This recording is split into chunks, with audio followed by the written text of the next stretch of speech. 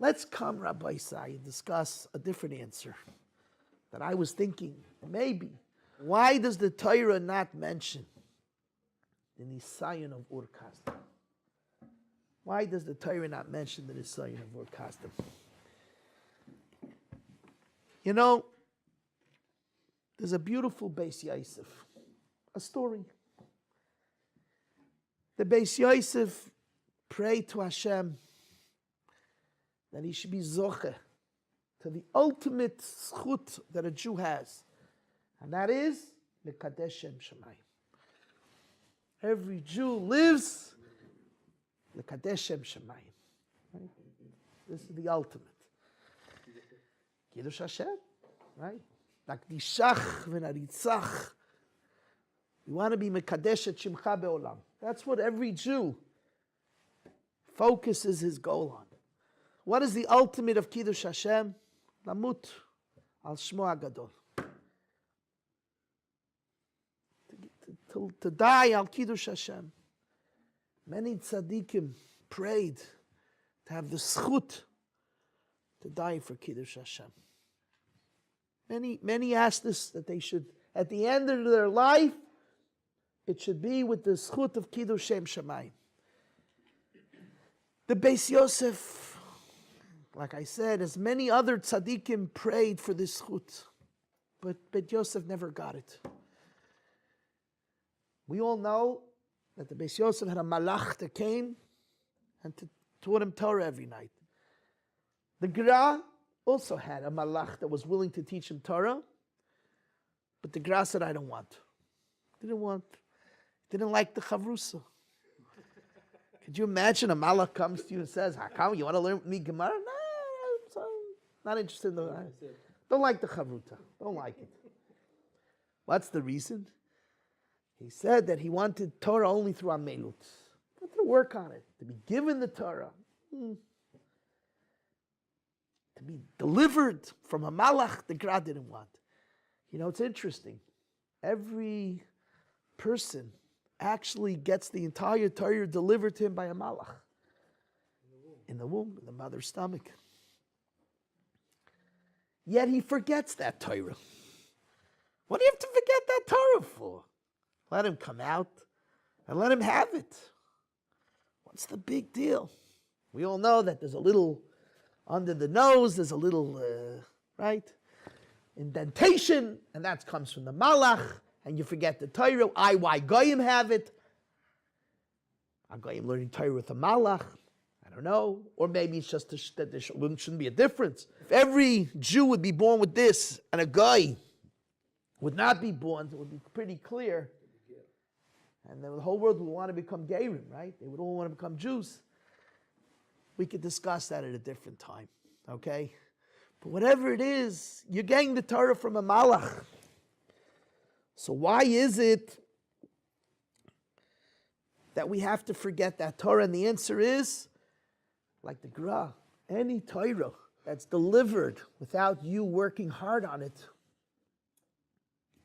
it's not the same thing. Yes, the malach teaches you the Torah, but did you work on toiling, on understanding? No, you're sitting in your mother's stomach. You're being fed all the delicious food that your mother's eating. You're warm, you're comfortable. Everything, unbelievable, yeah? Gan Eden. You know, it's brought down in the Chazal that when Rivka had the two children in her stomach, when she passed by the Makom Torah, the yeshivot, Yaakov Avinu was jumping to go out. When Esav saw that they were passing Bet Avodah Zarah, he was jumping to get out. So the Mefarshim asked a question, why is Yaakov Avinu jumping to get out? To go to the yeshiva? He has the best yeshiva in the mother's stomach, and the best Magid Shur, the Malach.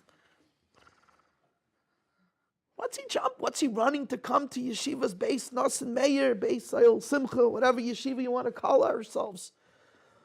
So there's a very famous answer. Today everybody takes credit for this answer. Yeah, it's a Malach was the Rebbe, but who was the Chavruta? Esav. He's sitting on the same bench as Esav. He was running away from Esav to go to yeshiva. The malach wasn't the problem. The melamed was not the problem. Who was the problem? The chavruta that's sitting on the same bench with him. My grandfather used to add to this. So why is Esav running away? Well, he's not a crazy. He's learning with a malach Torah. He's learning with a malach Torah. He needs to run to Bet Avodah Zarah. He needs to run. What's he run? You're right. A person is tavot. He likes Avodah Zarah. But you're learning with a malach. What are you, crazy?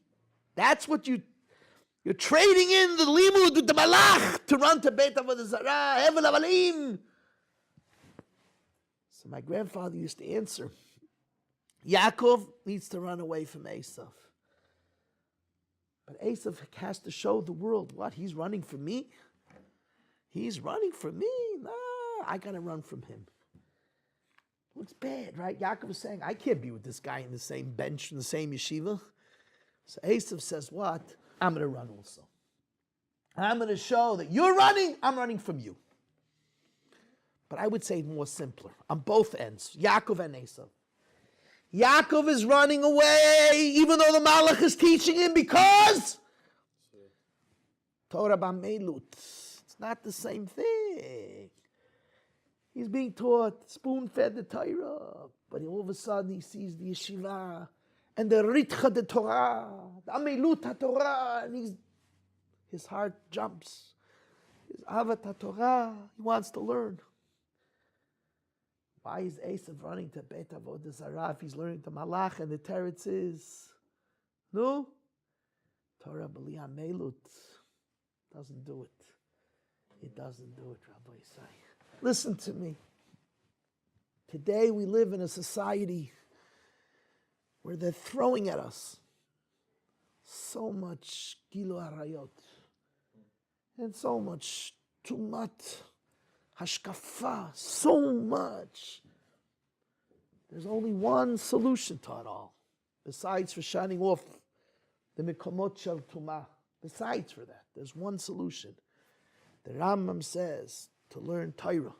She'en arayot mitgaberet ba'adam belev ha'adam ela b'mi shepanui min ha'chachma. If you don't learn, that's what's going to happen. You learn, it pushes away all the garbage. So people get to say, but I learned. And it still doesn't help me. What's the answer? It's how you learn. If you learn with b'li amilut, if you learn without dwelling into the Torah, not going to help you. Not going to help you. Torah b'melus. That's what helps. Yaakov says like the Gra, not interested. Not interested. Malach, you're teaching me, I'm going to run to yeshiva. Esav is not taken by what he learned. He's not taken by what he learned with the Malach. It's still driving, his Yetzirah is driving him to go to Beis Avodah Zarah. You'll ask me a question. So then why does the Eibishter send the Malach to learn with you if you're anyway going to forget it? He's shaking his head because he wants to know. Moshe, you're good. You want to know. So why do you need the whole story for? To learn it? To forget it? And again, it's b'li amelut, and therefore what? I'll give you a simple answer. Torah is so deep. Torah is so amok min yam. What does it say? The lashon of the pasuk over there. Chava min yam. So, if the Malach didn't teach it to you, that you got it as you were being created, you wouldn't be able to be tofesed afterwards. In order for you to come to this world and be amel, to retrieve, you needed to have learned it to retrieve it. Otherwise, you'd never be able to be masig et Torah. Bet Yosef, obviously he felt differently, and the Bet Yosef did learn with the Malach. So the Beis Yosef When he learned with the Malach, he used to call him the Magid. That's what was called the Magid. The Malach was called the Magid. He asked him, I daven always that I should be zoche to die al Kiddush Hashem. How come Hashem never answered my prayer? How come I was never zoche to be a kadosh, to be killed al Kiddush Hashem, to die al Kiddush Hashem? And the Magid answered the Bet Yosef, Shalcha gadol, what you have is even greater than one who dies al Kiddush Hashem. And that is, you live at the chay al Kiddush Hashem. Zachita, you were zoche to mimlamed Torah l'amo Yisrael, to write Torah that for years and years they're going to learn your Torah.